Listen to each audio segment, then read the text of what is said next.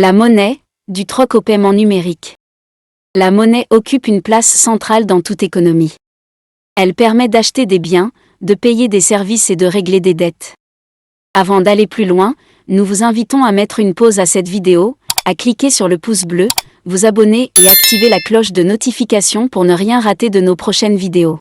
Si vous êtes intéressé par plus d'apprentissage, veuillez cliquer sur le lien en description de cette vidéo pour vous inscrire à la prochaine session de notre formation en économétrie et technique quantitative. Sans monnaie, les échanges seraient beaucoup plus lents, plus compliqués et moins efficaces.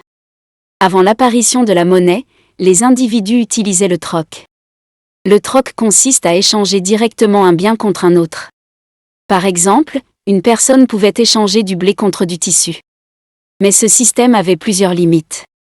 Il fallait que chaque personne possède exactement ce que l'autre voulait. Il n'existait pas de mesure commune de la valeur. Certains biens étaient difficiles à conserver. Et plusieurs produits étaient difficiles à diviser. C'est pour résoudre ces problèmes que la monnaie est progressivement apparue. Au fil du temps, la monnaie a pris plusieurs formes.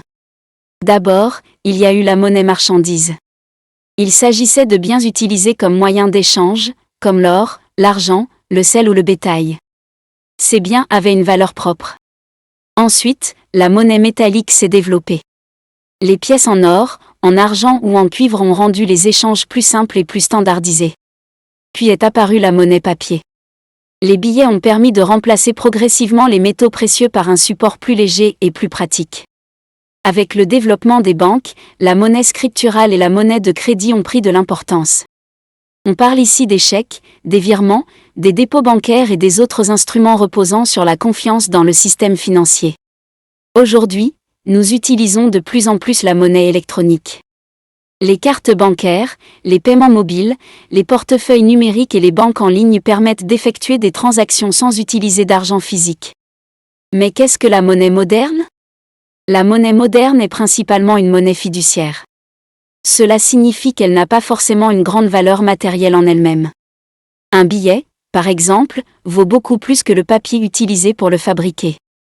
Sa valeur repose surtout sur la confiance, la loi, l'autorité de l'État et son acceptation par la société.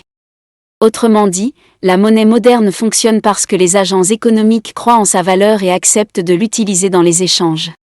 Une bonne monnaie doit avoir plusieurs caractéristiques. Elle doit être acceptée par tous. Elle doit être reconnue comme monnaie légale. Elle doit être facile à transporter. Elle doit être durable. Elle doit être divisible en petites unités. Elle doit être homogène, c'est-à-dire que deux unités de même valeur doivent être équivalentes. Elle doit aussi être relativement stable pour préserver le pouvoir d'achat. Enfin, elle doit être facile à reconnaître et difficile à contrefaire. La monnaie remplit 4 grandes fonctions économiques. Premièrement, elle est un intermédiaire des échanges. Elle facilite l'achat et la vente de biens et services. Deuxièmement, elle est une unité de compte. Elle permet de mesurer et de comparer la valeur des biens. Troisièmement, elle est une réserve de valeur. Elle permet de conserver du pouvoir d'achat pour l'avenir.